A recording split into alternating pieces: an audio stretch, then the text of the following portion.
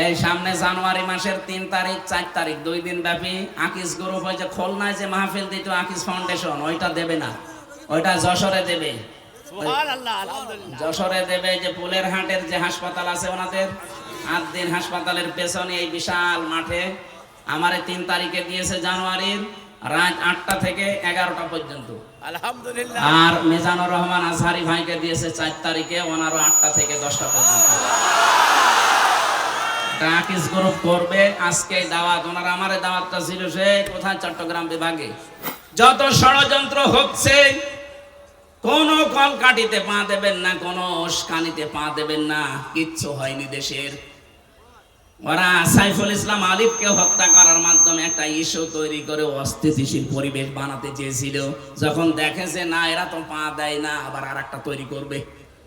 যত কিছু হয়ে যায় যাক, আমরা কিন্তু উহুদের ময়দানের মতো আছি। নবীজির কথা না মেনে উহুদের ময়দানে প্রথমে বিজয় হয়ে গেছে, কথা বিশ্বাস করে যারা গনিমতের মাল পোড়াতে গিয়েছে তখনই কিন্তু আক্রমণ হয়েছে। কথা বলে না কেন?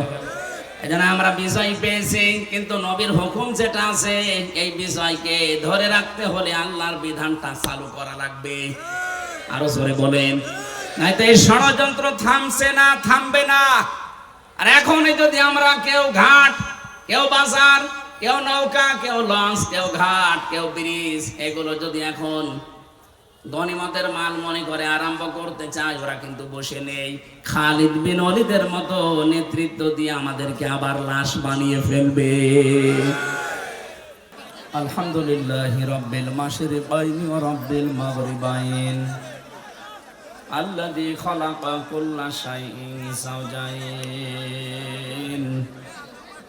ওয়া আওজাবা আলাইনাল ইহসানা বিল ওয়ালিদাইন ونشهد أن لا إله إلا الله وحده لا شريك له وأشهد أن محمدا عبده ورسوله سيد الكونين صلى الله عليه وعلى آله وصحبه وأتباعه أجمعين ليلا ونهارا في الطرفين فأعوذ بالله من الشيطان الرجيم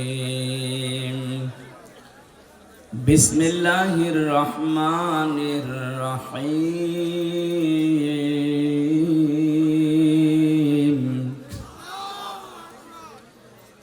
الذين يجتنبون كبائر الإثم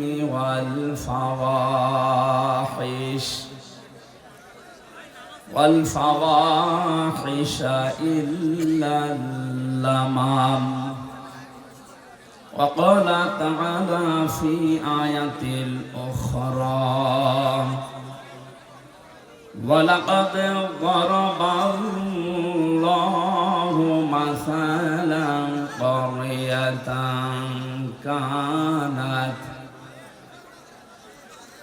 وضرب الله مثلا قرية كانت آمنة مطمئنة صدقت يا ربنا اللهم صل على سيدنا مولانا محمد وعلى آل سيدنا مولانا محمد الحمد لله বাংলাদেশের ঐতিহ্যবাহী জেলা যশোর মনিরামপুর থানার অন্তর্গত রহিতা কদলাপাড়া কাশবন কফি হাউসের পাশে মসজিদ কমিটি ও যুব সমাজের উদ্যোগে 2 দিন ব্যাপী ঐতিহাসিক তাফসিরুল কোরআন মাহফিলের সমাপনী রজনীর স্বনামধন্য সভাপতি বিশিষ্ট শিক্ষাবিদ আপনাদের এলাকার সন্তান, যশোর মুক্তিযোদ্ধা ডিগ্রি কলেজের সম্মানিত অধ্যাপক প্রফেসর মোহাম্মদ জাহাঙ্গীর হোসেন, আতালাল্লাহু উমরাহু ওয়া বারাকাল্লাহু ফি হায়াতি, বলেন আমিন। তার মা দুনিয়া থেকে বিদায় নিয়েছেন। আল্লাহ রাব্বুল আলামিন তার এই সন্তানের কারণে যেন কবরটা জান্নাতুল ফেরদাউস বানিয়ে দেয়। এতক্ষণ যারা আলোচনা রাখলেন, মাওলানা হোসাইন মাহফুজ চুয়াডাঙ্গা, আলোচনা রেখেছেন যশোরের কৃতি সন্তান, বিশিষ্ট ইসলামিক চিন্তাবিদ, বিশিষ্ট আইনজীবী, রাজনীতিবিদ, শ্রদ্ধাভাজন ব্যক্তিত্ব বড় ভাই জনাব অ্যাডভোকেট গাজী এনামুল হক, আতালাল্লাহু উমরাহু ওয়া বারাকাল্লাহু ফি হায়াতি, বলেন আমিন। মঞ্চে বসা আছেন বিভিন্ন রাজনৈতিক দলের নেতৃবৃন্দ, মঞ্চে বসা বড় ভাই জনাব অ্যাডভোকেট তাজউদ্দিন, যশোরের সন্তান, দামাত বারকাতুহুমুল আলিয়া। গতকাল যারা এখানে কথা বলেছিলেন, মাওলানা শাইখুল ইসলাম শাইখ রংপুর, ওবায়দুল্লাহ তারেক ভাই, অ্যাডভোকেট রকনুজ্জামান রকন সহ অন্যান্য সম্মানিত ব্যক্তিবর্গ। আমি অনেকের নাম জানি না, এই জন্যে মন খারাপ করবেন না, দোয়া করছি সবার জন্যে। ওয়ারাফা'না লাকা যিকরাক। দুনিয়াতে আল্লাহ রাব্বুল আলামিন তাদের সম্মান মর্যাদা নবীর উম্মত যেভাবে পায় ওইভাবে যেন বাড়িয়ে দেয়। মানুষের সম্মান আর মর্যাদা যে কোথায়, এটা অনেকে এখনো জানে না। আল্লাহ পাক বলেন, ইয়ারফা'িল্লাহুল্লাযীনা আমানু মিনকুম ওয়াল্লাযীনা উতুল ইলমা দারাজাত। সূরা মুজাদালার 11 নম্বর আয়াতের মাঝের অংশে আল্লাহ জানিয়েছেন, ইয়ারফা, এটা মজারে, বর্তমান, ভবিষ্যৎ, প্রেজেন্ট, ফিউচার। দিন যত যাবে, এ পৃথিবীতে যারা তোমাদের ভেতরে ঈমান এনেছে, ঈমান পেয়েছে, এ কথা আল্লাহ এখানে বলেন নাই। আমরা কিন্তু এই আয়াতের ভেতরে অনেকেই নেই, কারণ আমরা ঈমান আনি না, ঈমান আমরা পেয়েছি। কে কথা বলেন এখানে? আমার বাবা, দাদা, পরদাদা এরা মুসলমান ছিল, এই জন্য সেই হিসাবে আমিও মুসলমান। আর সাহাবায়ে কেরাম তারা ঈমান পায়নি, তারা ঈমান এনেছিল। এই মোবাইল বন্ধ করেন। একটা যুবক ছেলে গায়ের শাল চাদর দিয়ে বুট জুতা মুছতেছে। জুতার দাম হয়তো 300 টাকা, শালের দাম 1500 টাকা। লোকজন জিজ্ঞাসা করছে, কি গো, জুতার দাম যা, এরকম 5 জোড়া জুতা বিক্রি করলে শাল হবে না? এত দামি শাল দিয়ে জুতা মুছতেছো, কারণ কি? ছেলেটা বলে, বহু কষ্ট করে জুতা আমার টাকা দিয়ে কিনেছি, আর এই শালটা আমার বাবা আমারে দিয়েছে। বাবা এত টাকা দিয়ে শাল দিয়েছে, শালের কোনো মূল্য নেই, ওটা দিয়ে জুতা মুছতেছে। নিজে কষ্ট করে জুতা কিনেছিল, এই জন্য জুতার দাম ওর কাছে বেশি। সাহাবায়ে কেরাম যেহেতু তারা কষ্ট করে ঈমান এনেছিল, এই জন্য তাদের কাছে ঈমান জীবনের চাইতেও দামি। খুব ভালো করে শুনবেন, কোন মানুষের কাছে যদি সত্যি ঈমান দামি হয়ে যায়, তার ঈমানটাকে ঠিক রাখার জন্য সে সবচাইতে বেশি সতর্ক থাকবে শিরিক থেকে। কোরআনে কারীম জানাচ্ছে, ওয়ালাকাদ উহিয়া ইলাইকা ওয়া ইলাল্লাযীনা মিন ক্বাবলিকা লাইন আশরাকতা লা ইয়াহবাতান্না আমালুকা ওয়া লা তাকুনান্না মিনাল খাসিরিন। সূরা জুমারের 65 নম্বর আয়াত, 24 নম্বর পারার 4 নম্বর পৃষ্ঠার 12 নম্বর লাইনে আছে। এটা তাফসিরে ফি জিলালিল কোরআন থেকে বলছি। আল্লাহ পাক বলেন, হে নবী, আপনাকে এবং আপনার পূর্বে যত নবী আমি পাঠিয়েছিলাম, প্রতিটি নবীকে আমি এই ওহী নাজিল করে জানিয়েছি। এই এটা গুরুত্বপূর্ণ বিষয় বলছি, সব সময় কথা বলা ঠিক না। কথা বলেন, একটু পরে বলেন। এখন আসল বিষয়টা আমি ডেলিভারি দিচ্ছি। আমরা যে ঈমান এনেছি না ঈমান পেয়েছি, আমরা তো ঈমান পেয়েছি। যারা ঈমান এনেছিল তাদেরকে একটু শোনেন না, ছাতা মাথা সব খুলে রাখি। আরে না, গরম লেগে যাচ্ছে।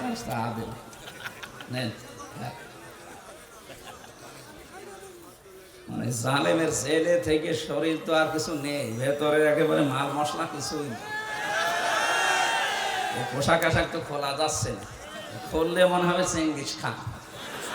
এই কারণে এগুলো পরে একটু মোটা মোটা হয়ে থাকে, কিন্তু এই যে গরম লাগছে। ওদিকে আবার মা বোনেরা ভিডিও দেখছে তো সমস্যায় আছে।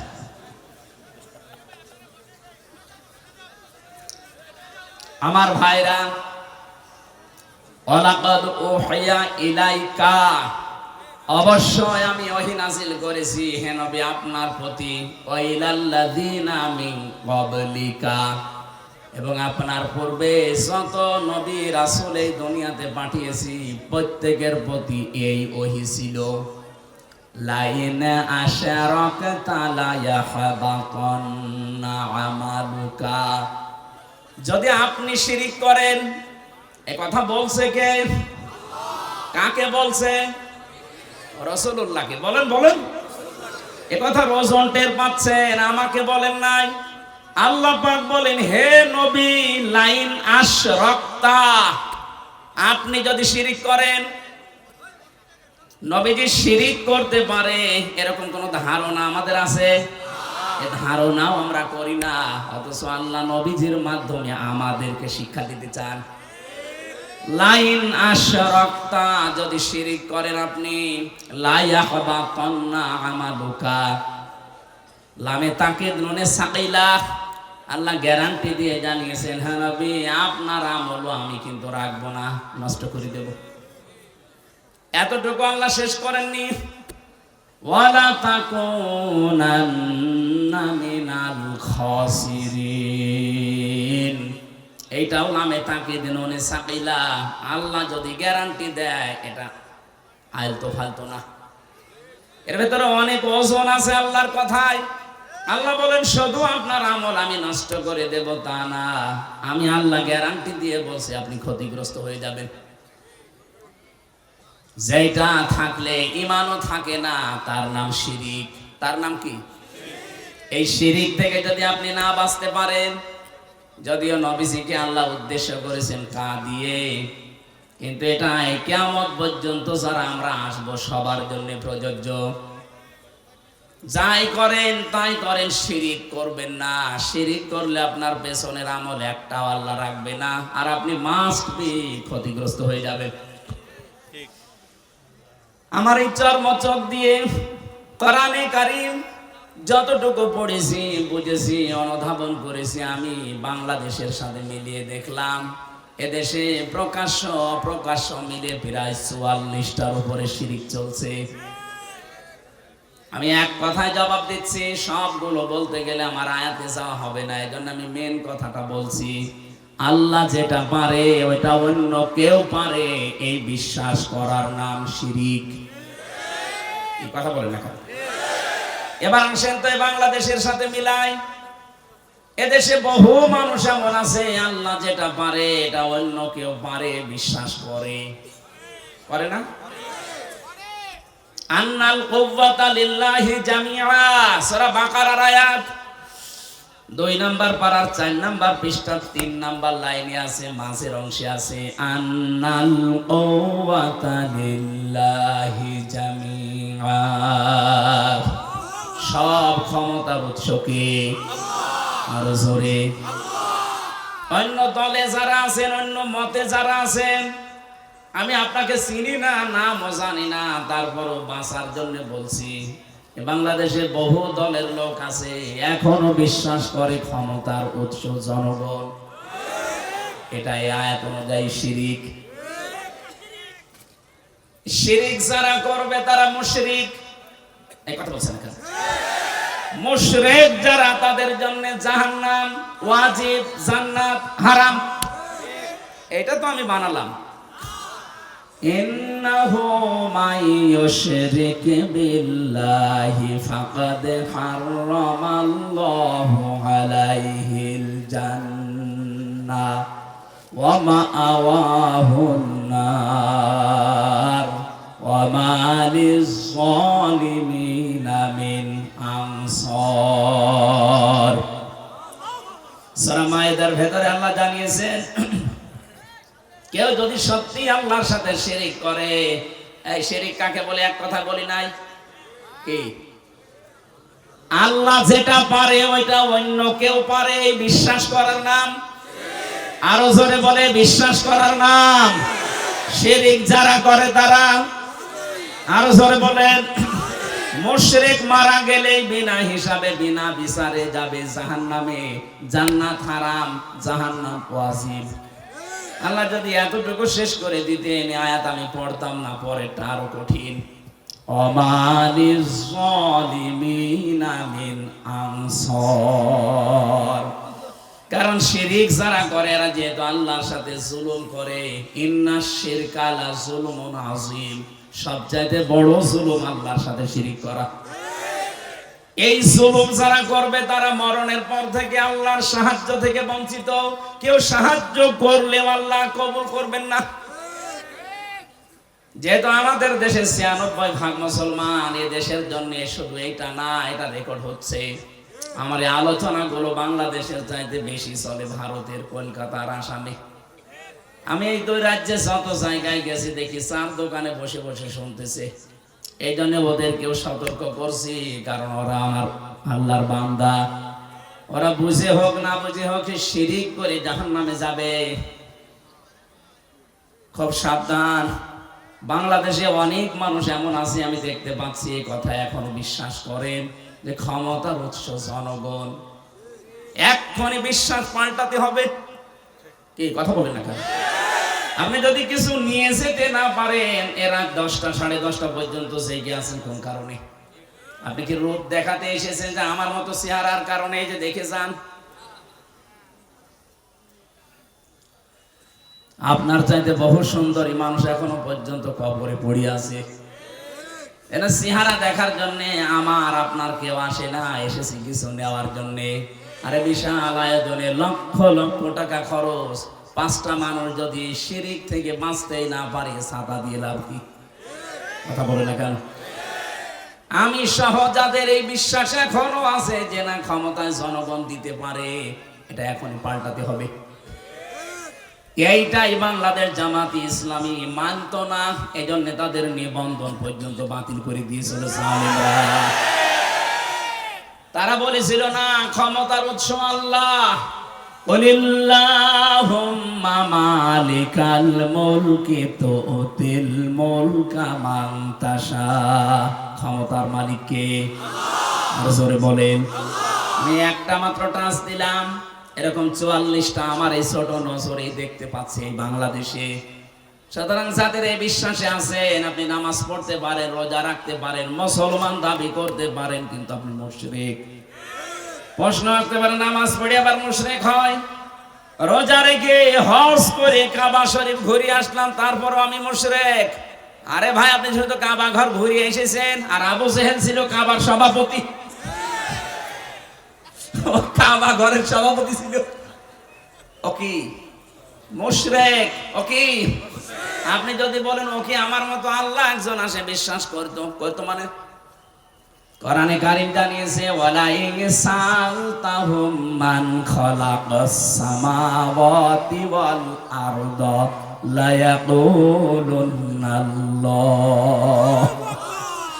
আল্লাহ পাক বলেন, হে নবী, আবু জেহেলকে যদি জিজ্ঞাসা করেন আকাশ আর জমিন কে বানিয়েছে, লা ইয়াকুলুনাল্লাহ, এখানে যারা গ্রামার বোঝে, লামে তাকিদ নুনে সাকিলা, আবু জেহেল গ্যারান্টি দিয়ে বলতো আল্লাহ বানিয়েছে। তাহলে আল্লাহ একজন আছে, ও বিশ্বাস করতো না?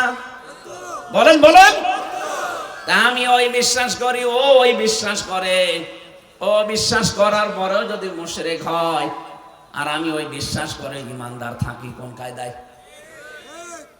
পার্থক্য তো এতটুকু, যে ক্ষমতায় দিতে পারে যে দেব দেবীরা আছে এরাও, আর এখন আর দেবদেবী আমরা বিশ্বাস করি না, করি মানুষ দিতে পারে, কথা একই।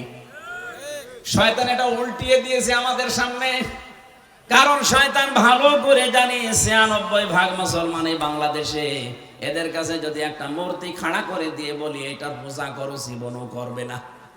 এটা যেন না করে অন্য কায়দা এটা করা যায়, সেই বিশ্বাসটাই আমাদের ঢুকিয়েছে। এজন্য আমি সহ যারা এই বিশ্বাসে আছি, এই বিশ্বাস পাল্টাবেন কিনা বলেন? যদি না পাল্টাতে চান আমি ওয়াজ করব না, বেকার আমি সেই কুষ্টিয়া থেকে আসলাম। এদেশে বহু মানুষ আমি জানি এখানেও বসে আছেন যারা এখনো বিশ্বাস করেন ক্ষমতায় দিতে পারে জনগণ। না, এ বিশ্বাস যারা করেন এক্ষুনি বিশ্বাস ভেঙে চোরমার করে ফেলেন। মজবুত বিশ্বাস আজকে নিয়ে যাওয়া লাগবে। দুনিয়া একদিকে যাক, আমি এইটা বিশ্বাস করি ক্ষমতায় দিতে পারে কে। এ বিশ্বাস আমরা করি না। হালকা পাতলা যাদের একটু এদিক ওদিক ছিল যেন ঠিক হয়ে যান, নয়তো আপনি মারা গেলে কবরে দেব, জানাজা দেব, সব বেকার হবে। কি আমি যে কথা বলতে চাচ্ছিলাম এতক্ষণ পর্যন্ত, ঈমান অন্তত যারা আমরা এনে ফেলেছি, আমাদের ঈমান যেন নষ্ট হয়ে না যায়। ঈমান নষ্ট হয় প্রথম কারণ কি? শিরক। বলেন বলেন, আরো জোরে বলেন। এবার আমি আরেকবার বলছি, শেষ বলা, আল্লাহ যেটা পারে ওইটা অন্য কেউ পারে, এই বিশ্বাস করার নাম শিরক। যারা করে তারা একটা বললাম এই বিশ্বাস নিয়ে বহু মহিলা বসে আছে প্যান্ডেলে, ওরা এখনো পর্যন্ত বিশ্বাস করে সন্তান দিতে পারে কোন পীর সাহেব বাবা। করে না? আপনারাও এখনই পাল্টাবেন। কিয়ামত পর্যন্ত যদি আপনি হায়াত পান, সন্তান না হয়, মনে করবেন আল্লাহ দিচ্ছে না, কারণ এটা দেওয়ার একচ্ছত্র মালিকানা আল্লাহর। লিল্লাহি মুলকুস সামাওয়াতি ওয়াল আরদ ইয়াখলুকু মা ইয়াশা ইয়াহাবু লিমান ইয়াশাউ ইনাসা ওয়া ইয়াহাবু লিমান ইয়াশাউ সূরা সূরার ৪৯ নম্বরে আয়াত অনুযায়ী প্রমাণ হয় আসমান জমিনের মুলকিয়াতের মালিক, রাজত্বের মালিক আল্লাহ। যাকে ইচ্ছা তাকে সন্তান দান করে, মেয়ে দেয়, ছেলে দেয়। যাকে ইচ্ছা আল্লাহ কিছু দেয় না, বন্ধা করে রাখে। সব কিছু ক্ষমতার মালিককে। সুতরাং কোন মহিলা যেন কোন সন্তানের জন্য কোন দরগায়, কোন দুর্গায়, কোন মাজারে পীর সাহেব জিন্দা হোক আর মরা হোক, জীবনও আর যাবেন না। ছেলে মেয়ে না হয় না হোক, আপনি শিরিক করতে পারেন না। কথা বলেন না কেন? এই যে ৪৪টা বলছিলাম, এটা ২ নাম্বার গেল। ৩ নাম্বারটা বলছি, আমি সবগুলো না বললেও অন্তত টাচ দেই। কোরআনে কারিমে সূরা আরাফ ১৫৪ নাম্বার আয়াত শেষের দিকে আছে। আল্লাহ পাক বলেন, আলা লাহুল খালকু ওয়াল আমর তাবারাকাল্লাহু রাব্বুল আলামিন।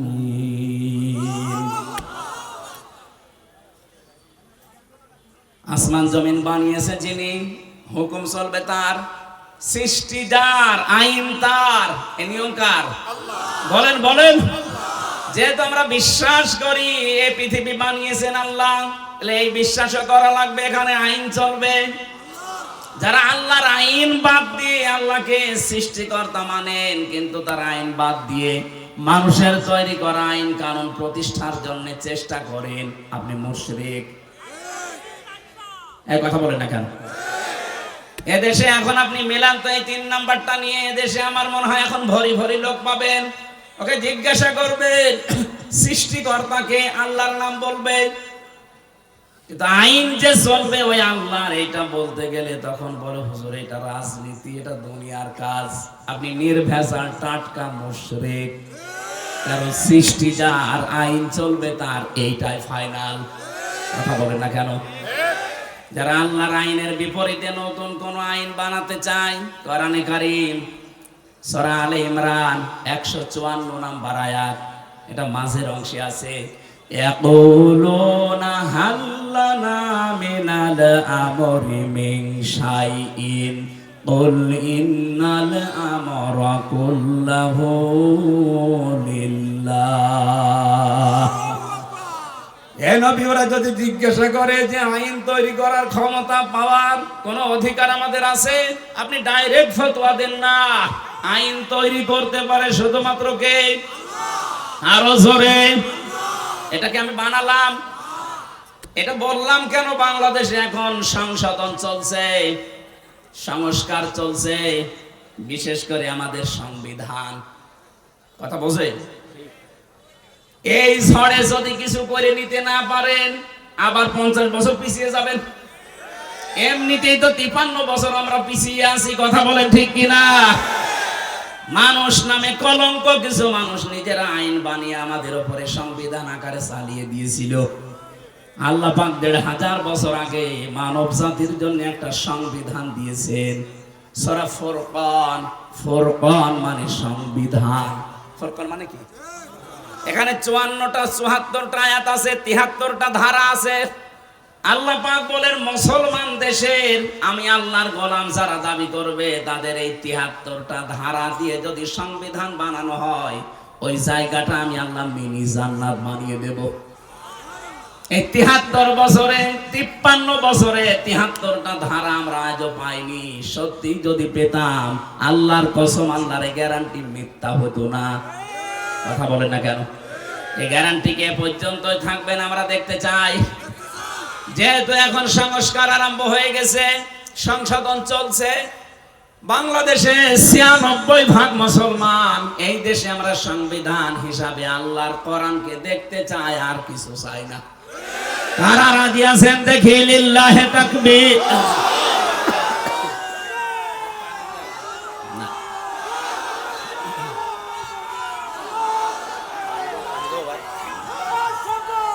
ঠিক আছে, আলহামদুলিল্লাহ ভাই। কথা বুঝলেই হবে, তাকবীর না দিলেও সমস্যা নেই, কথা বুঝলে হবে। বসে আমাদের ঈমান থাকা না থাকার বিষয়। এই জন্য মানুষের মর্যাদা দিনের পর দিন আল্লাহ বাড়াবে তাদের। এই পৃথিবীতে যেই মানুষগুলো ঈমান আনবে, ঈমান পাবে না। আমরা ঈমান পেয়েছি না ঈমান এনেছি? আমরা ঈমান আনতে চাই।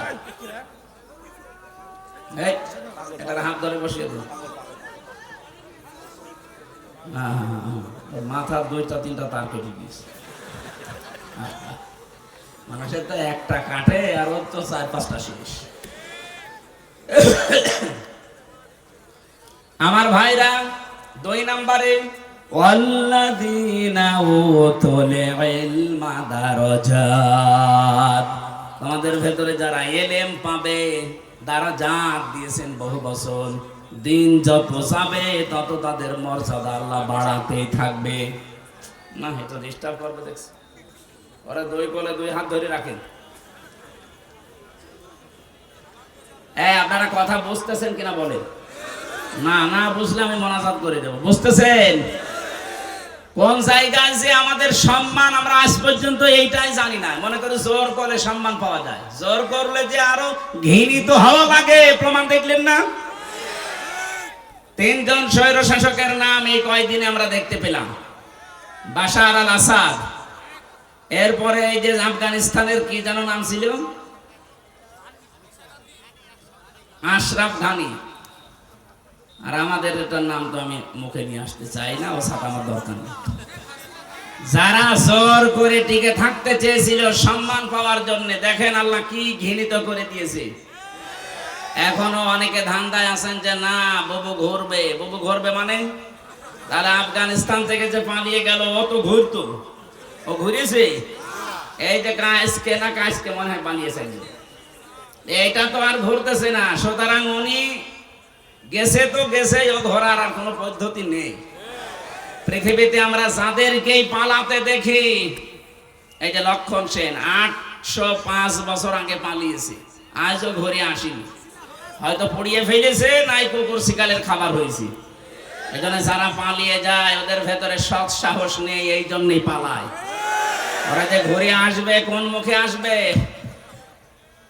সেদিন সিলেট মৌলভী বাজার থেকে ওরা আমারে দিয়ে গেল মাহফিল ধরার জন্য হেলিকপ্টারে।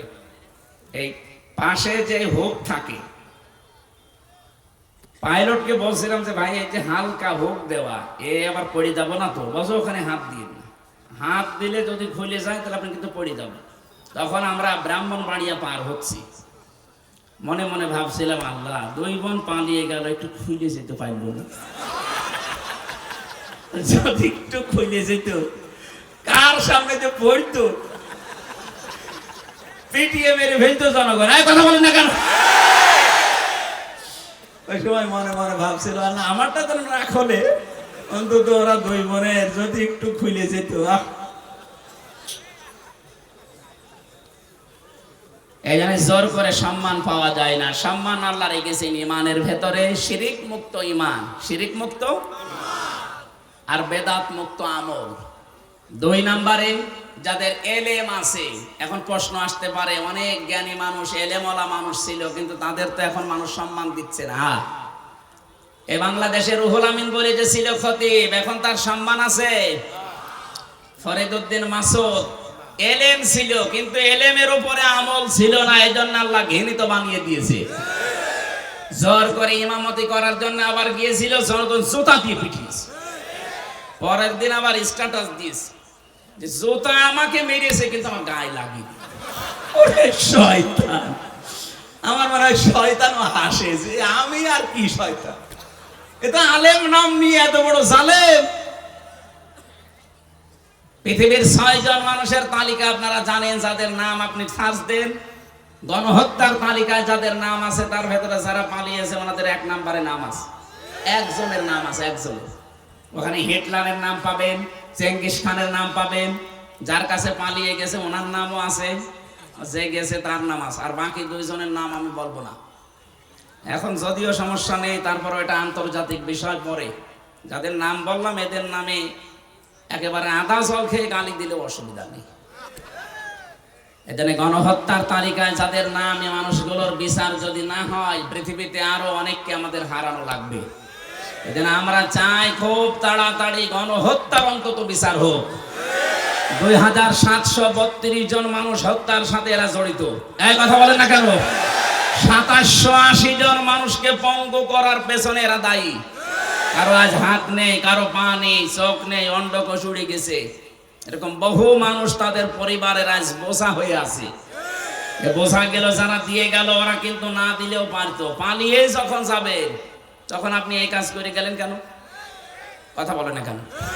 আর আপনার এত মহব্বত ভালোবাসাতে আগের থেকে জনগণকে বলতে পারেননি যে আমি পালিয়ে যাব।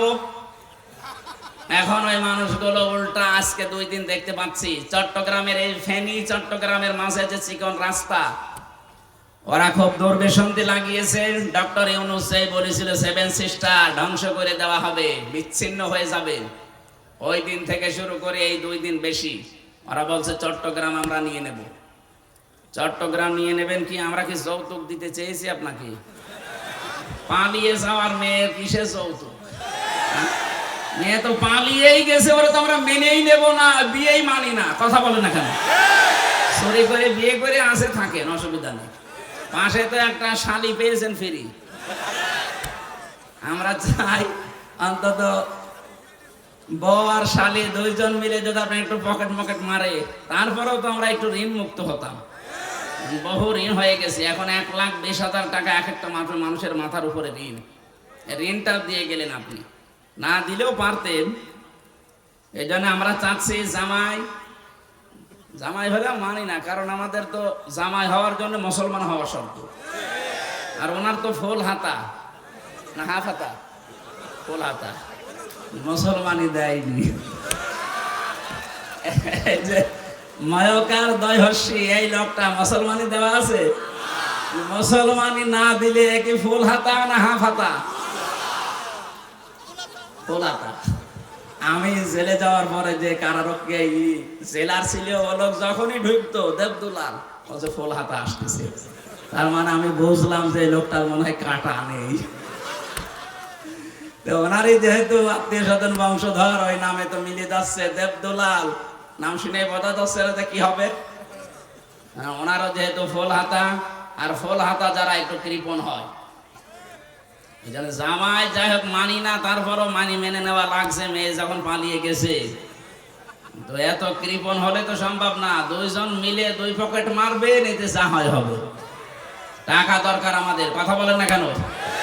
এদেশ থেকে যারা বাইরের দেশে যায় দেখেন, তারা রেমিটেন্স যোদ্ধা টাকা পাঠায় প্রতি মাসে মাসে, আর 3 মাস 6-7 দিন হয়ে গেল একটা টাকাও পাঠায় না।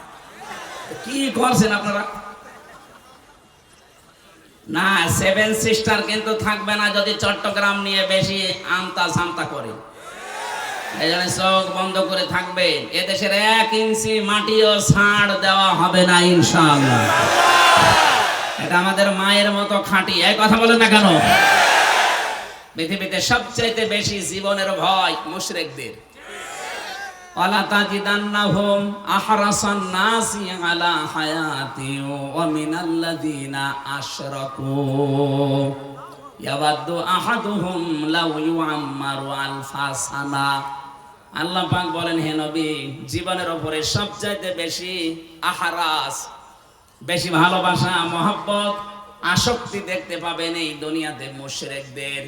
ওদেরকে যদি বলেন তোমরা 1000 বছর বেঁচে থাকবে, ওরা বলবে আরো বাঁচতে চাই। এই জন্য একটু বন্ধ করে দিয়েছি আমরা ওই দেশে যাওয়া আসা। ওরা দেখেন মরণের ভয় এখন অস্থির হয়ে পড়েছে। 2-1 দিন দেখছেন না দাদারা কি শুরু করেছে। এই জন্যে কথা বলা এইটাই আমার শেষ। আবার কথা বলতে পারবো কিনা জানি না। যা বলছি অক্ষরে অক্ষরে পালন করা লাগবে। দুনিয়াতে যদি আপনি জ্ঞান অনুযায়ী সত্যি আমল করতে না পারেন, হয়তো সামনাসামনি দেখে আপনাকে অনেকে সম্মান করতে পারে, দিন যত যাবে আপনার সম্মান আল্লাহ একেবারে তলানিতে পৌঁছিয়ে দেবে।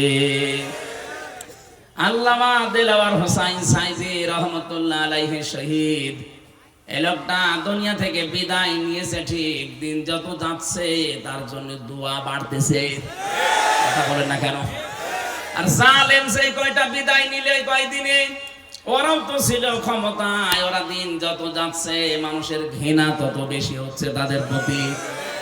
এই জন্য যারা এলেম অনুযায়ী আমল করেননি তারা আলেম না, তারা আল্লাহর কাছে জালেম। কোরআনে কারীম জানাচ্ছে সূরা বাকারা 1 নাম্বার পারার 20 নাম্বার পৃষ্ঠা 13 নাম্বার লাইনের 140 নাম্বার আয়াতের প্রথম অংশে আছে, ওমান আযলামু মিম্মান কাতামা শাহাদাতান ইনদাহু মিনাল্লাহ। আল্লাহ পাক বলেন, তোমরা বড় জালেম দেখতে চাও? সবচাইতে বড় জালেম আমি আল্লাহর কাছে ওই লোকটা যাকে আমি আল্লাহ কোরআনের জ্ঞান দিয়েছিলাম, এটা জানার পরও দুনিয়ার স্বার্থ পেয়ে গোপন করে দিয়েছে। ছোট জালেম না, আফজাল ইসমে তাফসিল আসলাম। সুতরাং এই দেশে 15.5 বছরে জালেমদের 5 গোলামি যারা করেছেন, এত বড় বড় জালেমদেরকে যারা কওমি জননী উপাধি দিয়েছেন, আল্লাহর কসম আপনি আল্লাহর কাছে আলেম না জালেম। তাও ছোট জালেম না বড় জালেম। এদের সম্মান দিন যাবে আরো কমতে থাকবে না বাড়বে? ইয়ারফা দিয়েছেন আল্লাহ এই কারণে। এই জন্য যাদের নাম আমি জানি না, অনেকের জানি, সম্মান মর্যাদা কামনা করছি ঈমান এবং জ্ঞানের উপরে আমল করার কারণে। আল্লাহ যেন অবশ্যই আয়াতটা আমাদের সবার জীবনে কার্যকর করেন, বলেন আমিন। দরুদ আর সালাম পাঠ করছি নবী মুহাম্মদ রাসূলুল্লাহ সাল্লাল্লাহু আলাইহি ওয়াসাল্লামের প্রতি। এই যে কোরআনে কারীম পড়তে গেলে 29টা অক্ষর জানার মাধ্যমে পড়া লাগে, আলিফ থেকে ইয়া। প্রতিটি অক্ষরের দিকে তাকিয়ে দেখবেন প্রত্যেকটা অক্ষরে আমার নবীর সম্মান আল্লাহ বাড়িয়েছেন। আলিফ দিয়ে তিনি জানিয়েছেন আহমদ প্রশংসিত, বা দিয়ে তিনি জানিয়েছেন বাশির সুসংবাদদাতা, তা দিয়ে তিনি জানিয়েছেন মুত্তাকি আত্মসংযমকারী, সা দিয়ে তিনি জানিয়েছেন মুদ্দাসির কম্বলওয়ালা, জিম দিয়ে তিনি জানিয়েছেন জামিল সুন্দর, হা দিয়ে তিনি জানিয়েছেন হামিম অন্তরঙ্গ বন্ধু, খ দিয়ে তিনি জানিয়েছেন খাতামান নাবিয়্যিন শেষ নবী। একটা একটা করে শেষে আসবেন ইয়াসিন। আল্লাহ জানো সিন আর ইয়া দিয়ে তিনি একত্রিত করে আমার নবীর নামকে আরো বেশি উচ্চসিত করে দিয়েছে। ইয়াসিন। আল্লাহ বলেন হে নেতা, হে বলেন বলেন সিন শব্দটা তাফসিরে কাবির আল্লামা ফখরুদ্দিন রাজি রাহমাতুল্লাহ আলাইহি পাঁচটা অর্থে তিনি ব্যবহার করেছেন। তিনি জানিয়েছেন সিন মানে সাজ্জিদুল আলামিন, সিন মানে সাজ্জিদুল বাশার, সিন মানে সাজ্জিদুল কাউনাইন, সিন মানে সাজ্জিদুল আম্বিয়া, সিন মানে সাজ্জিদুল মুরসালিন। এক একটা শব্দের ভেতরে তাফসিরে এত কথা তিনি লিখেছেন, আমি যদি পাঁচটা শব্দেরও ব্যাখ্যা করতাম তবে 1-2 ঘন্টা সময় লাগবে, এত কথা আছে। আমি শুধু ইঙ্গিত দিয়ার জন্য বললাম, প্রতিটি অক্ষর দিয়ে আমার নবীর সম্মান আল্লাহ আরো বাড়িয়ে দিয়েছেন। সুতরাং সাজ্জিদুল আলামিন, সাজ্জিদুল বাশার, সাজ্জিদুল কাউনাইন, সাজ্জিদুল আম্বিয়া, সাজ্জিদুল মুরসালিন, এ পৃথিবীতে শুধু আমাদের জন্য না, নবীরাও আমার নবীকে নেতা মানত, রাসূলরাও আমার নবীকে নেতা মানত। মেরাজে যাওয়ার সময় তিনি যে মসজিদে নামাজ আদায় করিয়েছিলেন বাইতুল মামুরে, লক্ষ কোটি ফেরেশতারা সেখানে নামাজ আদায় করেছে। সবাই কাতারবদ্ধ হয়ে দাঁড়িয়েছে। ফেরেশতা জিবরাইল এসে বলে, হে নবী, ইমামতি করার জায়গাটা দেখেন ফাঁকা, কেউ দাঁড়ায়নি। আজকের এই ময়দানে আপনি ছাড়া ইমাম হওয়ার যোগ্যতা, নেতা হওয়ার যোগ্যতা এখানে আর কারো নেই। আপনি যান সামনে। নবী যে 2 রাকাত নামাজ আদায় করালেন, জিজ্ঞাসা করলেন জানেন পেছনে কারা? বললেন না। আপনার পেছনে আজকে যারা 2 রাকাত নামাজ পড়েছে প্রত্যেকটা নবী রাসূল এবং আল্লাহর ফেরেশতারা এখানে নামাজ পড়েছে। হে নবী, আজকে থেকে আপনাকে আল্লাহ ঘোষণা দিয়েছে, আপনি শুধু সাজ্জিদুল বাশার না, মানুষের নেতা না, সাজ্জিদুল আলামিন না, তামাম পৃথিবী যত জগৎ আল্লাহ বানিয়েছেন জগতের নেতা না, আপনি হচ্ছেন নবীদেরও নেতা, রাসূলদেরও নেতা। নবী রাসূলরা যদি মেনে নিতে পারে তাকে, আপনি সলিমুদ্দি গলিমুদ্দি রাসূলকে নেতা মানেন না, কাকে মানেন? আপনার বিবেক কি মরে গেছে নাকি? খালি ইয়াসিন সূরা পড়লে 10 খতম কোরআন শরীফ পড়া সওয়াব হয় না, এটাকে মানা লাগে। অনেকেই মনে করে ইয়াসিন পড়লে 10 খতমের সওয়াব পাবেন, কিন্তু আপনার ইয়াসিন ঠিক রাখা লাগবে।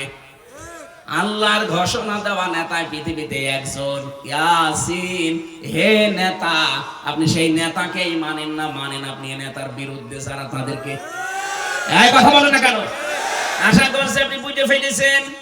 এরপরেও যদি কেউ না বোঝার ভান করে থাকেন, এদিকে আসেন, ঝড়ি কোদাল দিয়ে বোঝাচ্ছে, আসেন। আমার মনে হয় কোরআন শরীফ বুখারী শরীফ দিয়ে আপনার হবে না, এখন বাকারি শরীফ লাগবে আপনার। এত ভেঙে ভেঙে বলার পরেও যদি কারো মনের ভেতরে দাগ না কাটে, ওর বিবেকে যদি কাজ না করে, আমার যা মনে হয় ওর বিবেকের উপরে কুকুরে পোশাক করেছে। অবশ্য ঠিক, যশোরের মানুষ এত পাগল না। তাহলে আজকে থেকে আপনি আল্লাহর ঘোষণা দেওয়া নেতা যিনি, তাকে মানা লাগবে না। এই কথা বলেন না কেন? ঠিক আছে, আমরা এবার তেলাওয়াতকৃত যে 2টা আয়াতের অর্ধেক পড়েছিলাম। প্রথম পড়েছিলাম সূরা নজম 32 নম্বর আয়াতের প্রথম অংশটা। দ্বিতীয় পড়েছি আমি সূরা নাহালের 112 নম্বর আয়াতের 4 ভাগের 1 ভাগ। আপনারা যেটা বলবেন আমি সেই আয়াতের আলোচনা করব। বলেন। হ্যাঁ, 2টা করি, 2টা তো সময় হবে। ঠিক আছে, 2টা আমার শরীর পারা লাগবে না। এই সামনে জানুয়ারি মাসের 3 তারিখ 4 তারিখ 2 দিন ব্যাপী আকিস গ্রুপ ওই যে খুলনায় যে মাহফিল দিত আকিস ফাউন্ডেশন, ওইটা দেবে না, ওইটা যশোরে দেবে। যশোরে দেবে যে পুলের হাটের যে হাসপাতাল আছে ওনাদের, 8 দিন হাসপাতালের পেছনে এই বিশাল মাঠে আমারে 3 তারিখে দিয়েছে জানুয়ারির, রাত 8টা থেকে 11টা পর্যন্ত। আলহামদুলিল্লাহ। আর মিজানুর রহমান আজহারি ভাইকে দিয়েছে 4 তারিখে, ওনারও 8টা থেকে 10টা পর্যন্ত। আকিস গ্রুপ করবে আজকে দাওয়াত। ওনারা আমারে দাওয়াতটা ছিল সে কোথায়, চট্টগ্রাম বিভাগে। আকিস সাহেবের এই বড় ছেলে ডক্টর মহিউদ্দিন জোর করে বলছে এখানে নেওয়া লাগবে। যশোরবাসী, নড়াইল, যশোর, ঝিনাইদহ, সাতক্ষীরা, খুলনা, বাগেরহাট 4-5 জেলার মানুষকে আমরা হাজির করব। অন্তত 10 লাখ মানুষ হবে ইনশাআল্লাহ ওই দিন। আরে ভাই, আগামী বছর যে সময় বাইসে থাকবো, যে অবস্থা দেখছে কি হবে সামনে, দেখেন যুদ্ধ লেগে যায়। আমরা প্রথমটা শুরু করছি, যেহেতু প্রথমে সূরা নাহাল আছে 112 নম্বর আয়াত। খুব ভালো করে আমি বাংলাদেশের সাথে খাপের খাপ মিলাবো ইনশাআল্লাহ। জবান খুলে আগে পড়ে নেই, একটু নড়াচড়া ওঠা এগুলো কম করবেন। শুধু প্রসাব পায়খানা আর বিড়ি খাওয়া বাদ দিয়ে যেতে পারবেন না। বিড়ি খেতে পারেন, অনেকের নেশা আছে তো, না খেলেও মরে যাবে। আপনি খেয়ে আবার চলে আসেন নাকি? আর আমি আকিস গ্রুপে আছি খতিব হিসাবে, ওদের বিড়ি যেন একটু বিক্রি হয়, এই জন্য আমার আবার অ্যাডভার্টাইজ করা লাগবে না, আপনারা খেয়ে আবার চলে আসবেন। আমি চট্টগ্রাম আর সিলেটে বহু ইমাম সাহেবকে বিড়ি খেয়ে ফেলে দিয়ে নামাজে দাঁড়াতে দিয়েছি। তারা ইমাম সাহেব যদি বিড়ি খায়, মুসল্লি তো গাঁজা খাওয়ার কথা, অন্তত গাঁজা পর্যন্ত যাবেন না, বিড়ি না। না, এটাও ঠিক না। আমরা বলেছি আকিস সাহেবের যে ছেলেরা আছে কয়েকজনকে বলেছি, স্যার এগুলো বাদ দিয়ে দিন। ওনারা বলছে আমরা ছেড়ে দেওয়ার ইচ্ছে আছে, আমার বাবা যাই করেছে আমরা খাবার বানাবো। ওনাদের 65টার উপরে প্রোডাক্ট তৈরি হচ্ছে এখন বাংলাদেশে। আমি মনে হয় বিড়িটা ছেড়ে দিলে ওনাদের যে এখন অর্থ সম্পদ আল্লাহ দিয়েছে, 14 বংশ বসে খাবে, টাকা ফোরাবে না। সুতরাং এই হারাম কাজ যেটা, এটা ছেড়ে দেওয়া ভালো। কথাও দিয়েছে আস্তে আস্তে ছেড়ে দেবে, একবারে তো সম্ভব না। 12,000 কোটি, 14,000 কোটি, 20,000 কোটি, এত টাকা একবারে ছেড়ে দেওয়া, এই জন্য ছেড়ে দিলে ভালো ইনশাল্লাহ। সামনে এই আপনি বিড়ি খেতে যাচ্ছেন নাকি? হ্যাঁ নেন, আমরা একটু তেলাওয়াত করি, শয়তান আশপাশে থাকলে যেন পালায়। বলেন, আউযু বিল্লাহি মিনাশ শাইতানির রাজিম, বিসমিল্লাহির রহমানির রহিম। وضرب الله مثلا قرية كانت آمنة مطمئنة। এ পর্যন্ত থাক। সূরা নাহাল, কোন সূরা বললাম? তাফসীর করার জন্য এখানে অ্যাডভোকেট গাজী এনামুল হক সাহেব আছে, বহু পুরাতন মানুষ আপনাদের, কত আলেম বসে আছে। তাফসীরের মূল নীতি উসুলে তাফসীরের প্রায় 13টা লেখা আছে। এটা তাফসীরে খাজেনের প্রথমে পাবেন। কোন আয়াত থেকে কথা বলতে হলে তার আগের আয়াত পরের আয়াতের সাথে সম্পর্ক কি, এইটা মাতৃভাষায় অর্থ, শুদ্ধ তেলাওয়াত, এরপরে ঐতিহাসিক প্রেক্ষাপট, শানে নজরুল যেটা বলে ব্যাকগ্রাউন্ড, এরপরে এখানকার শিক্ষা কি, এরপরে শিক্ষা নিয়ে বাড়ি যাওয়া লাগবে। এগুলো আগে বলা লাগে। আমরা এগুলো আপনারা সবাই জানেন। আমরা একবারে চলে যাচ্ছি, যেহেতু শুদ্ধ তেলাওয়াত আমরা কমপেকে করেছি। আল্লাহ পাক এখানে একটা গ্রামের উদাহরণ দিয়েছে। এটা গ্রাম না, মনে করেন এই রহিতা, এই কদলাপাড়া, এই গ্রামের উদাহরণ আল্লাহ দিচ্ছেন। যদিও এই গ্রামের না, এটা মক্কা শরীফের। আমরা এই গ্রামটা একটু ধরে তারপরে তাফসীরের সাথে মিলাই। আমি যা বলছি এটা ফি জিলালিল কোরআন থেকে কোট করা। আল্লাহ রাব্বুল আলামিন বলেন, আমি একটা গ্রামের উদাহরণ দিলাম। এই গ্রামের উদাহরণ কেন দিয়েছি? কারণ এখানে যারা বসবাস করতো, 1 নম্বরে তারা নিরাপদ, 2 নম্বরে নিশ্চিন্ত। এ পর্যন্ত বাংলা অর্থ ছিল। ঐতিহাসিক প্রেক্ষাপট, শানে নজরুল কি, মুফাসসির লিখেছেন তাফসীরে হাক্কানিতে, নবীজি যখন মেরাজে যাচ্ছিলেন দেখলেন কালো কালো কি যেন উপরে উঠতেছে। বিশ্ব নবী যখন প্রথম আসমান পাড়ি দিয়ে 6ষ্ঠ আসমান 7ম আসমানে উঠবেন, তখন দেখলেন কালো কালো কি যেন পিপিলিকার মতো নামতেছে।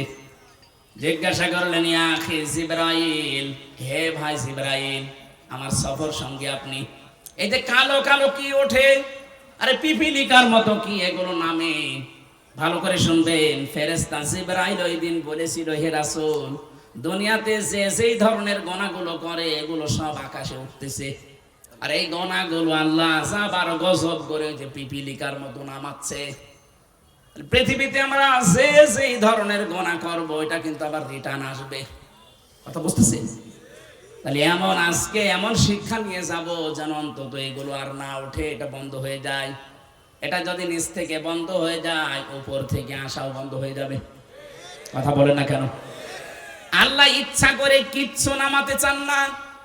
আমরা যা করি এটা ইনপুট দেওয়ার পর এটা আউটপুট আসে। কোরআনে কারিমে ব্যাপারে জানিয়েছেন সূরা রুমের 41 নম্বর আয়াতে, যাহারাল ফাসাদু ফিল বাররি ওয়াল বাহার বিমা কাসাবাত আইদিন নাস ইলা আখিরি আয়াত। আল্লাহ পাক বলেন জলে স্থলে যে বিপদ আপদ মুসিবত গজব গুলো দেখতে পাও একটাও আমি দিতে চাই না, এগুলো সব তোমার দুই হাতের কামাই। কেন এগুলো দেই জানো? লিউযিকাহুম বা'দাল্লাযী আমিলু, আমি মজা চাকাতে চাই, স্বাদ আস্বাদন করাতে চাই। তোমরা যে অপরাধ গুলো করো, আমল করো, কাজ করো, এই কাজের কিছু প্রতিদান আমি দুনিয়ায় পাঠাই। লাআল্লাহুম ইয়ারজিউন, আশা করি তোমরা ফিরে আসবে। কিন্তু আমার আল্লাহর আফসোস, ফিরে তো আসো না, তোমাদের বৃদ্ধি আরো বাড়ে। কথা বলেন না কেন? সূরা শুরার 30 নম্বর আয়াতে আল্লাহ একটু বিস্তারিত ভাবে আয়াতে দিয়েছেন, ওমা সাবাকুম মিন মুসিবাতিন ফাবিমা কাসাবাত আইদিকুম ওয়া ইয়াফু আন কাসীর। যারা স্তরে যে বিপদ আপদ মুসিবত গুলো আসে সব কিন্তু তোমাদের হাতের কামাই করা, অধিকাংশই তো আমি আল্লাহ মাফ করে দেই। তাছাড়া যত অপরাধ তোমরা দুনিয়ায় সংগঠিত করো সবগুলো তো উপরে উঠতেছে। এগুলো যদি আমি আল্লাহ গজব আর আযাব নাযিল করি, শ্বাস ফেলার সময় পেতে না। সুতরাং আমাদের উচিত হবে আয়াত থেকে শিক্ষা নেওয়া। আমরা দেখি আল্লাহ আয়াত দিয়ে কি জানাতে চাচ্ছেন। প্রথমে উদাহরণ দিচ্ছেন আল্লাহ, ওয়া দারাবাল্লাহু মাসালান ক্বরিয়াতান। দরবা মানে দৃষ্টান্ত দেওয়া, এই দৃষ্টান্ত উদাহরণ উপমা দিচ্ছে কে? এই দেখেন, ওয়া দারাবাল্লাহু মাসালান ক্বরিয়াতান কানাত আমিনাতাম মুতমাইন্না। আল্লাহ বলেন আমি নিজে উদাহরণ দিলাম, উপমা দিলাম, দৃষ্টান্ত দিলাম একটা গ্রামের। কি সেই গ্রামে ছিল জানো? ওই গ্রামের মানুষগুলো নিরাপদ ছিল এবং নিশ্চিন্ত ছিল। তাফসিরে ইবনে কাসিরের ভেতরে ব্যাখ্যায় লিখেছে, এই গ্রাম বলতে আল্লাহ মক্কা শরীফকে বুঝিয়েছেন। ওই জামানা পর্যন্ত মানুষ তামাম দুনিয়া এবং কাবার আশপাশ পর্যন্ত কেউ নিরাপদে ছিল না। চুরি ডাকাতি সন্ত্রাসী চিন্তায় মানুষের কোনো গ্যারান্টি ছিল না বেঁচে থাকার আশপাশে। কিন্তু কাবার আশপাশ গুলোতে যারা কাবার চত্বরের ভেতরে আসবে আল্লাহ তাদের নিরাপদ এবং নিশ্চিন্ত করে দিয়েছিলেন। আল্লাহ বলেন এতটুকু আমি শেষ করিনি, ইয়াতিহা রিজকুহা রাগাদাম মিন কুল্লি মাকান। বিভিন্ন জায়গা থেকে আমি আল্লাহ তাদের জীবন উপকরণ পাঠিয়েছিলাম। আশপাশে ইয়েমেন ছিল, সিরিয়া ছিল। আজকে সিরিয়া বিজয় হয়নি। এই সমস্ত আশপাশ দেশ থেকে তাদের রিস্কের যে জীবন উপকরণ লাগে, রিজিক সব আমি পাঠাতাম। আশপাশের মানুষগুলো যে ইমানদার ছিল তা না, কিন্তু ওই মানুষগুলোর বিবেক ছিল, ওর বিবেকের উপরে আমি আল্লাহ এমন ভাবে আঘাত দিয়েছিলাম, বাধ্য হয়ে তারা এদের জন্য খাবার পাঠিয়ে দিত, জীবন উপকরণ যা লাগে জীবন চলতে সব তারা পাঠাতো। কিন্তু তাদের এইটা আমি সেট করে দিলাম, তাদের নিরাপত্তা তুলে নিয়েছি, তাদের নিশ্চিন্ত হওয়া এগুলো আমি আল্লাহ বন্ধ করে দিয়ে ফাযাকাল্লাহু লিবাসাল জুই ওয়াল খাউফ, আমি আল্লাহ পোশাক পরিয়ে দিলাম তাদের আচ্ছাদন করার জন্য। 1 নাম্বার ক্ষুধার পোশাক, 2 নাম্বার ভয়ের পোশাক। বিমা কানু ইয়াসমাউন, কারণ তারা যা করতো তার বিনিময়ে। এই যে এটা বাংলা অর্থ ছিল, এটার 1 নাম্বার কারণ আল্লাহ আয়াতের মাঝখানে 3টা শব্দ দিয়ে বুঝিয়েছেন কেন আমি এই নিরাপদ এবং নিশ্চিন্ত। এটা বন্ধ করে দিয়ে এই ক্ষুধা এবং ভয়ের পোশাক পরিয়েছিলাম জানো, ফাকাফারাতে বিআনুমিল্লাহ, তারা আমি আল্লাহর নিয়ামতের সাথে কুফরি করেছিল। কি করেছিল? এবার আমি বাংলাদেশের সাথে মিলাবো। আগে কাবা শরীফটা মিলিয়ে নেই। সূরা আলে ইমরান 4 নাম্বার পারার 1ম নাম্বার পৃষ্ঠা 7 নাম্বার লাইনের 93 নাম্বার আয়াতের মাঝে এটা আছে, দেখবেন ওয়ামান দাখালাহু কানা আমিনা। আল্লাহ পাক বলেন যে এখানে প্রবেশ করে তাকে নিরাপত্তা দিয়ে দেন। এই জায়গাটার নাম বাক্কা। বাক্কা মানে মক্কা। বাক্কা মানে কি? প্রাচীন নাম। ইন্না আউওয়ালা বাইতিন উযিআ লিন-নাস লাল্লাযী বিবাক্কাতা মুবারাকা ওয়া হুদাল লিল আলামিন। অবশ্যই পৃথিবীর প্রথম ঘর স্থাপিত হয়েছে যেটা, সেটা বাক্কায়। এই বাক্কা মানে মক্কা। আল্লাহ পাক বলেন এখানে যারা প্রবেশ করে মানুষগুলো নিরাপত্তা পেয়ে যায়। এটা দেন কে? এই কথা বলেন, এটা দেন কে? আরো জোরে বলেন। বাংলাদেশ কি কাবা শরীফ? বলেন। কাবা শরীফ থেকে কত দূরে আমরা? 6010 কিলোমিটার দূরে আমরা। এখন এই 56,000 বর্গ মাইলের বাংলাদেশ যদি আমরা নিরাপদ এবং নিশ্চিন্ত করতে চাই, কাবা শরীফে আল্লাহ যেমন ভাবে তৈরি করেছেন, যেই নিরাপত্তা দিয়েছেন, ওইটা আমাদের এই দেশে তৈরি করা লাগবে। কাবার চত্বরের ভেতরে 1 নাম্বার আপনি কোনো শিরিক পাবেন না। এক কথা বলছেন না কেন? কোরআনে কারিমে আয়াতের দলিল পেয়েছি আমি তাফসিরে সূরা আনআম 7 নাম্বার পারা 17 নাম্বার পৃষ্ঠার প্রথম নাম্বার লাইনের 82 নাম্বার আয়াতের প্রথম অংশে আছে, আল্লাযীনা আমানু ওয়া লাম ইয়ালবিসু ঈমানাহুম বিযুলমিন উলাইকা লাহুমুল আমন ইলা আখির আয়াত। আল্লাহ পাক বলেন যারা ঈমান আনে আর ঈমানের সাথে জুলুমকে মিশ্রণ করে না, এখানে জুলুম মানে শিরিক। জুলুম মানে কি? যারা ঈমানের সাথে শিরিককে মিশ্রণ করবে না, উলাইকা, এখানে গ্রামার জানে যারা জিজ্ঞাসা করেন উলাইকা, এই বাংলার মানুষগুলো, উলাইকা লাহুমুল আমন, এরাই নিরাপত্তার হকদার। সুবহানাল্লাহ বলতে পারেন না? সুবহানাল্লাহ। তাহলে আমরা যদি যে আতঙ্কে এখন আছে আমাদের প্রতিবেশীদের দ্বারা, আতঙ্কে নেই? এই আতঙ্কগ্রস্ত যদি আমরা থাকতে না চাই, আমরা যদি সত্যি শান্তি, স্বস্তি, নিরাপত্তা এবং নিশ্চিন্ত ভাবে দেশে চলাফেরা করতে চাই, দল মত দেখা যাবে না। একটাই কাজ এখন আমাদের মালিকের হুকুম, শিরিক মুক্ত করা লাগবে দেশটাকে। কথা বলে না কেন? আমাদের বিশ্বাসের শিরিক, আমাদের কর্মের শিরিক, যত রকমের শিরিক বাংলাদেশে আছে সবগুলো যদি আমরা তুলে দিতে পারি, আমাদের এই দেশটাতেও কেউ আসলে সে কিন্তু নিরাপত্তা পেয়ে যাবে। আমরা নিরাপদে বসবাস করতে পারবো। যত রকমের রিজিকের ব্যবস্থা আল্লাহ আমাদের জন্য করবে। প্রতিবেশী খারাপ হয়েছে তাতে কি? এই প্রতিবেশী ছাড়া যদি আশপাশের সবগুলো দেশ চলতে পারে, বাংলাদেশও চলতে পারবে। দরকার এদের সব বাদ দিয়ে দেব, হারাম এদের সাথে সম্পর্ক রাখা। আমরা এখন সম্পর্ক রাখবো আমাদের পুরাতন ভাই পাকিস্তানের সাথে, তুরস্কের সাথে, দরকার চীনের সাথে। ইয়াতিহা রিজকুহা মিন কুল্লি মাকান, প্রতিটি জায়গা থেকে রিজিক আসবে। ১৫০০ বছর আগে যদি আল্লাহ এটা করতে পারে, আমাদের জন্য পারবে না মানে? আল্লাহ কি এখন মুরব্বী হয়ে গেছে? এই কথা বলে না কেন? আমাদের বিশ্বাস আছে যে আল্লাহ যেমন ছিল ওই রকম আছে। কথা বলেন ঠিক কিনা? আল্লাহ ওই সময় যদি পারে কাবা শরীফের, আমাদের এই দেশটাতেও পারবে যদি আমরা ওই ধরনের ইমানদার হতে পারি। ওয়ালা তাহিনু ওয়ালা তাহজানু ওয়া আনতুমুল আ'লাউনা ইন কুনতুম মুমিনিন। আল্লাহ পাক বলেন কোনো ভয় নেই, কোনো চিন্তা নেই, তোমরাই বিজয়ী হবে যদি মুমিন হতে পারো। তাহলে বিজয় দেওয়ার মালিক কে? মুমিন হওয়ার মালিক অবশ্যই আল্লাহ। আল্লাহ মুমিন হবে? আল্লাহ তো মুমিন আছে। আল্লাহর নাম মুমিন না?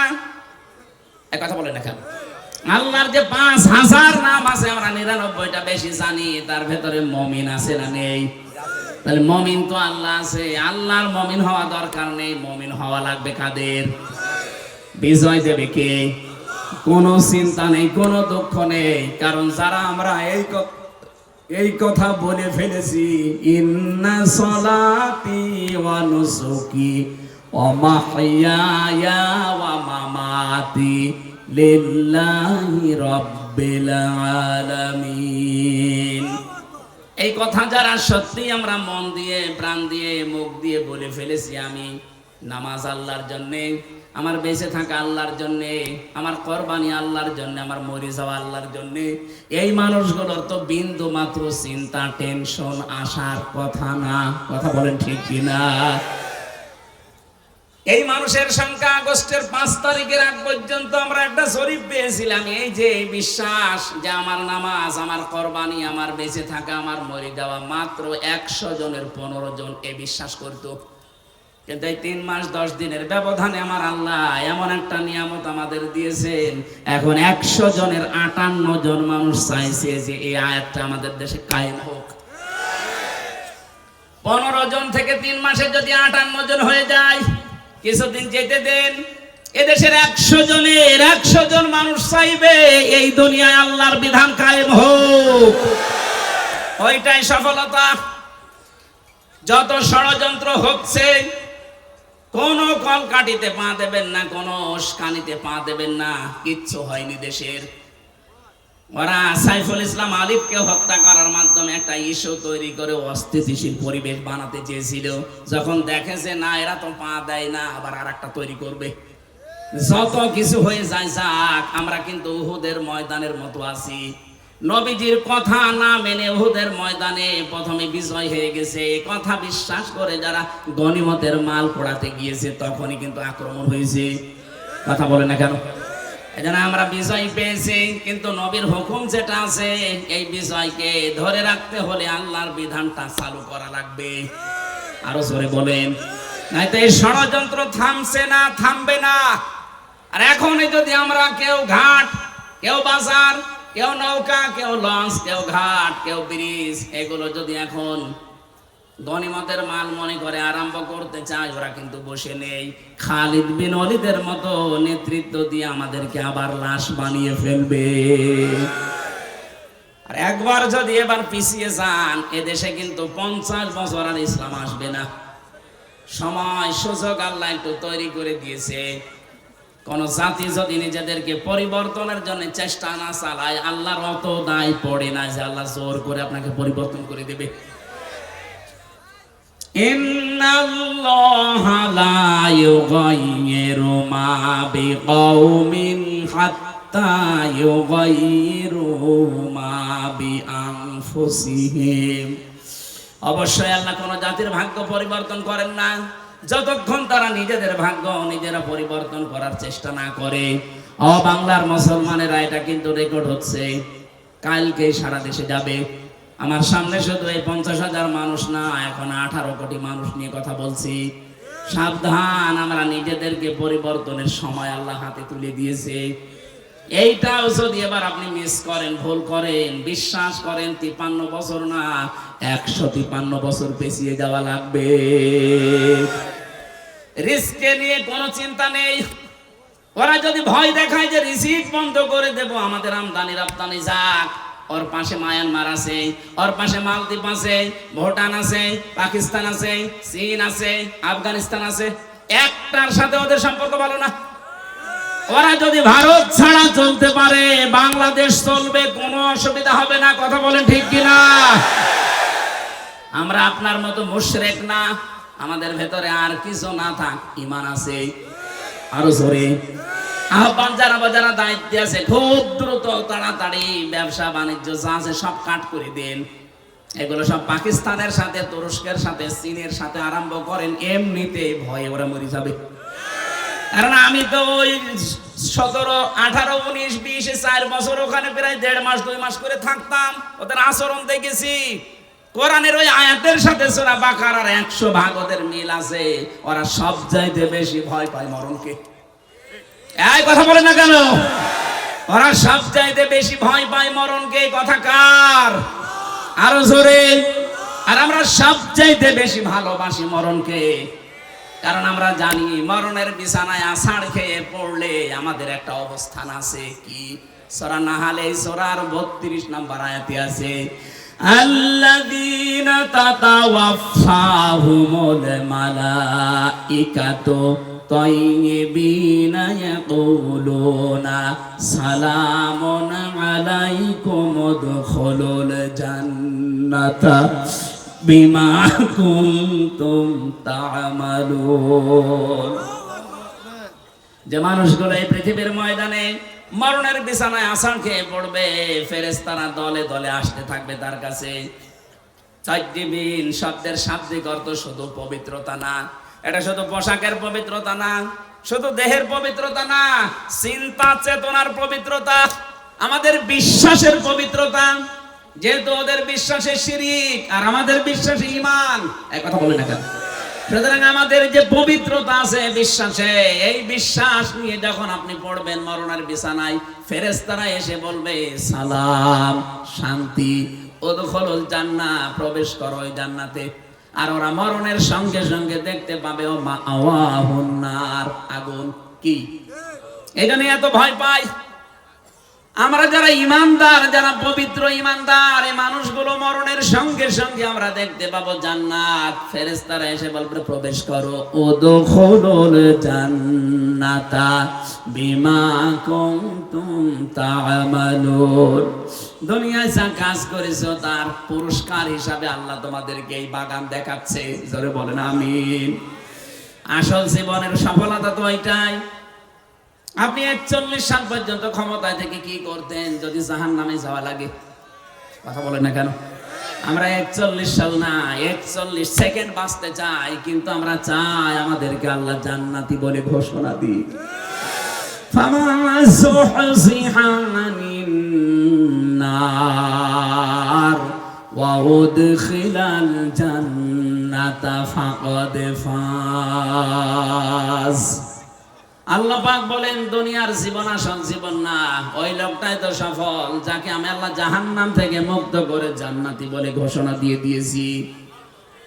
আপনি 41 সাল না 81 সাল পর্যন্ত যদি ক্ষমতায় থাকেন, মরণের পরে যদি ঘোষণা আসে যা জাহান্নামে যা, শুধু 81 সাল না, আমার মনে হয় 5000 বছর ক্ষমতায় থেকে ওই লোকটার জীবন ব্যর্থ। এর পরের আয়াতে আল্লাহ আমাদেরকে একটু সতর্ক বাণী দিয়েছেন, ওমাল হায়াতুদ দুনিয়া ইল্লা মাতাউল গুরুর। হে পৃথিবীবাসী, দুনিয়ার জীবনটা কিন্তু ধোঁকা। দুনিয়ার জীবন কি? আরো জোরে বলেন। এটা ধোঁকা। তোমার মা বাবা ধোঁকা, সন্তানাদি ধোঁকা, স্ত্রী ধোঁকা। বিশ্বাস হয় না, যাদের জন্য বৈধ অবৈধ নেই, বাবা শাহজালাল, সব হালাল বলে উপায় করতেছো। কোটি কোটি টাকার সম্পদ রেখে যাচ্ছ, মারা যাও, মাত্র 100 বছর পরে তুমি ফিরে আসো, আমি গ্যারান্টি দিলাম 100 বছর পরে যশোরে এসে এই যে বিশাল খালা বানিয়েছিল চাকলাদার সাহেব, 100 বছর পরে যদি চাকলাদার সাহেব এসে ওই যে কি যেন নাম ওইটার, জাবির হোটেল, ওই হোটেলের সামনে এসে যদি বলে হোটেল আমি বানিয়েছিলাম, এটা আমার জমি, আমার মনে হয় 100 বছর পরে ওই জায়গায় অবশ্যই কেউ না কেউ বাস করবে। এক কথা বলে না কেন? 100 বছর পরে যারা বাস করবে, শাইন চাকলাদার সাহেব না, যত বড় মাস্তান এসে বলুক এটা আমার ছিল, দাঁত ফেলে দেবে। কিসের চাকলাদার আপনি? আপনার যদি থাকার জায়গা না থাকে, পালবাড়ি মোড়ে যে মসজিদ আছে, বারান্দায় থেকে রাত্রে কেটে পড়েন। কি আমি বানিয়ে বলছি? এইটাই হবে দুনিয়ার জীবনই এইটা। এজন্য কার জন্য আপনি কি করছেন? আল্লাহ ফাঁকা ফারাত বিয়ান ওমিল্লা দিয়েছেন। ওরা আল্লাহর নিয়ামতগুলো পেয়েছিল, বিভিন্ন দিক থেকে আসছিল, কিন্তু ওরা কুফরি করেছিল, নাফরমানি করে ঢেকে ফেলেছিল। আর যারা বৈধ অবৈধ নেই, বিশাল কিছু তৈরি করে যাচ্ছেন। আরে ভাই, আমি নিজে তো আমার 3 পুরুষের পরে আর চিনি না। আমার বাবা রিয়াজউদ্দিন, তার বাবা জাহান আলী, তার বাবা নমাজ আলী, এরপরে সাথে আমার জানা নেই। আমার মনে হয় এখন নমাজ আলীর বাবা যে কে ছিল সত্যি আমি জানি না।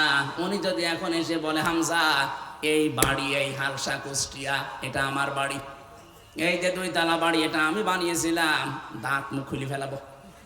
কিসের নমাজ আলীর বাবা আপনি? আমি তো নমাজ আলীর পরে কাউকে চিনি না, তার নামও জানি না। নমাজ আলী পর্যন্ত যদি আসতো তাও হয়তো। এক কথা বলছে না কেন? অথচ লোকটা কিন্তু 60 বছর আগেও মারা যায়নি।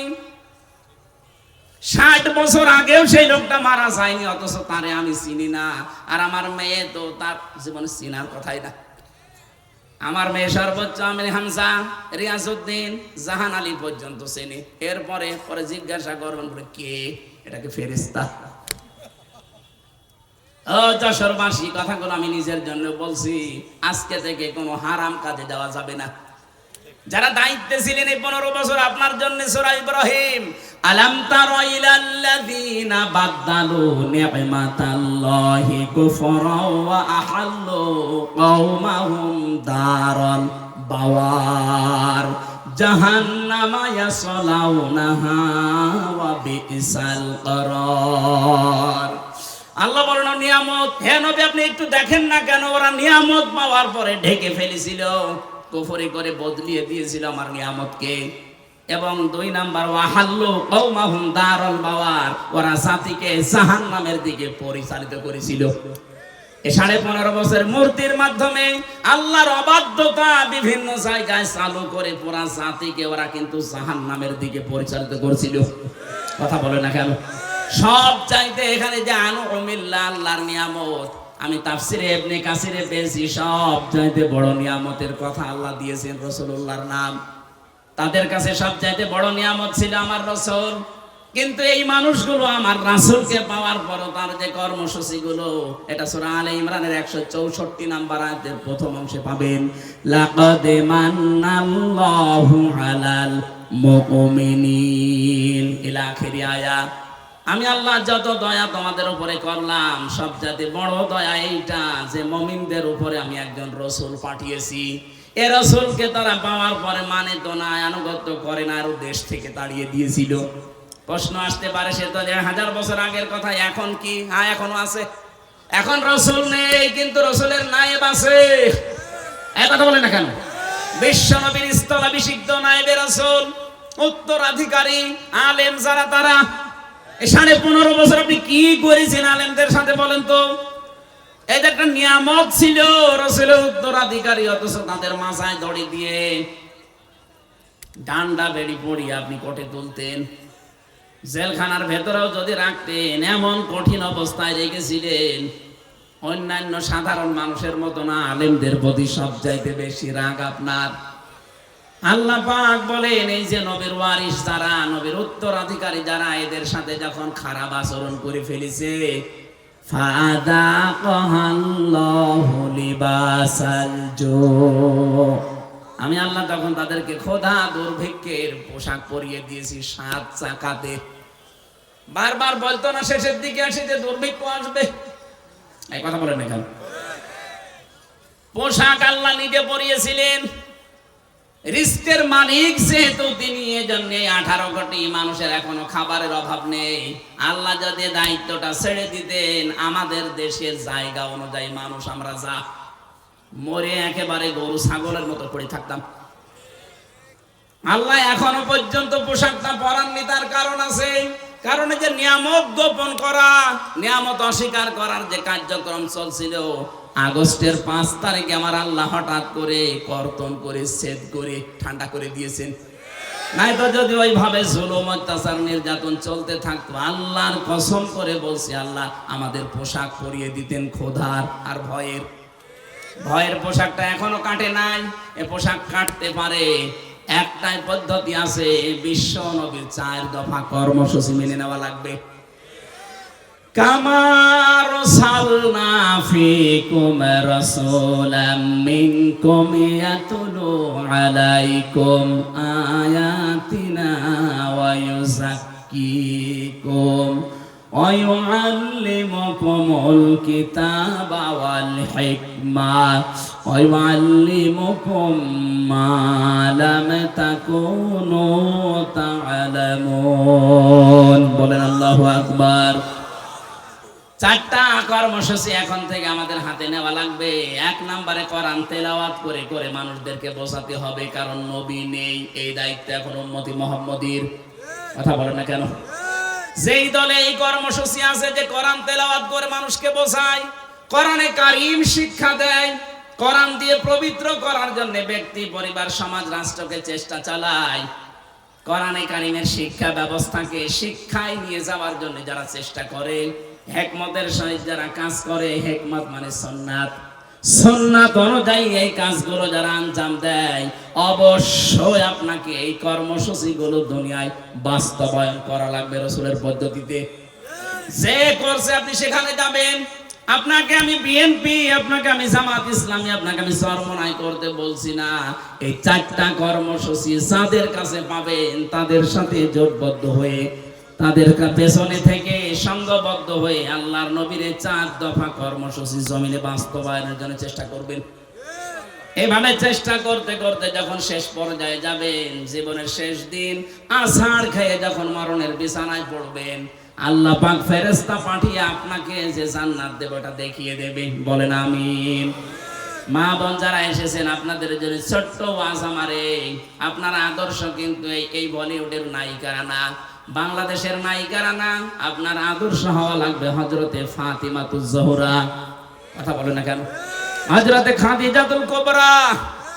এই পৃথিবীতে একজন মহিলাকে জীবিত অবস্থায় আল্লাহ সালাম দিয়েছিলেন স্বামীর খেদমত করার কারণে, তার নাম খাদিজাতুল কুবরা।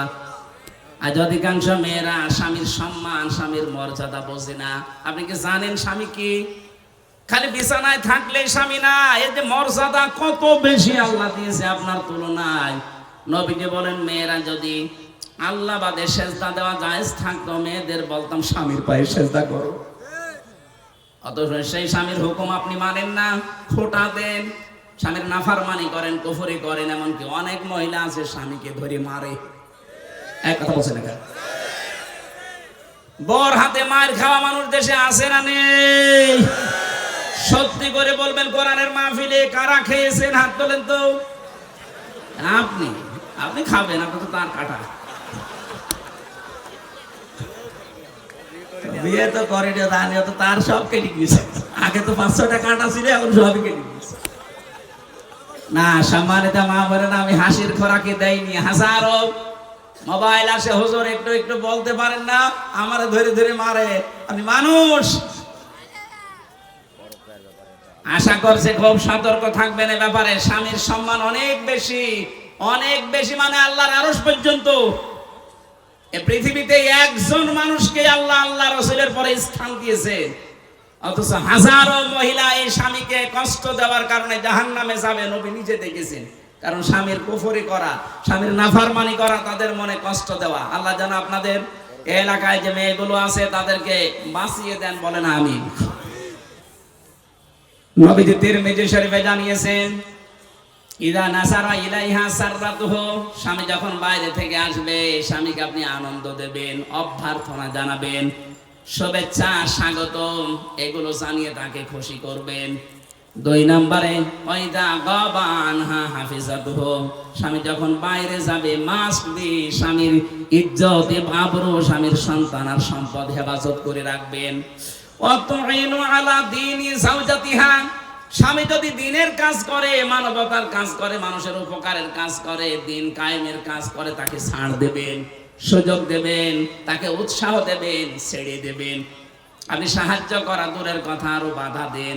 আপনি নামাজ পড়ে রোজা রেখে জীবন ও জান্নাত যেতে পারবেন না। 4 নম্বরে স্বামী যেটা জায়েজ হুকুম করে, যদি সত্যি জায়েজ হয়, জীবন থাকা কালে আপনাকে মানা লাগবে। আল্লাহ 4টা গুণ মেয়েদেরকে জান্নাত রাখবে বলে দিয়েছেন। যত মহিলা বসে আছে বিভিন্ন জায়গায়, এই 4টা গুণ অর্জন করে ফাতিমাতুজ জোহরা খাদিজাতুল কুবরার সাথে জান্নাতে যাওয়ার তৌফিক দেন। বলেন আমিন। আগামীতে আসলে আবার কথা বলবো বলে শেষ করছি। আমিন। বারাকাল্লাহু লানা ওয়া লাকুম ফিল কোরআনিল আযীম।